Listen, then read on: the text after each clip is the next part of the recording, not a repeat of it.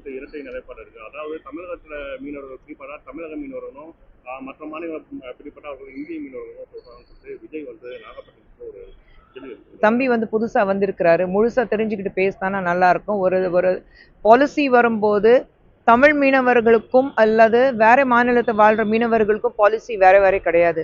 India முழுவதும் ஒரே single policy தான் இருக்கு. அது எந்த பாலிசி இருந்தாலும் மத்திய அரசு ஒரு பாலிசி கொண்டு வந்தா அந்த ஸ்டேட் வைஸ் பாலிசி இல்லை. இப்போ தமிழக மீனவர்களுக்கு பாலிசி வேற இருந்தா விஜய் அவர்கள் பேசுறது குற்றம் சொல்றது நியாயமா இருக்கலாம்.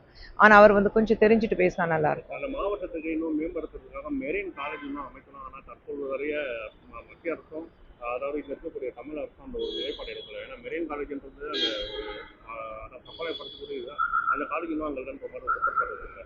இல்லையா, அது விஜய் அவர்கள் குற்றச்சாட்டுகள் வச்சுட்டே இருக்காரு. அவர் அரசியலுக்கு வரட்டும், அவர் மேல எத்தனை குற்றச்சாட்டுகள் வரும் அப்புறம் பார்ப்போம்.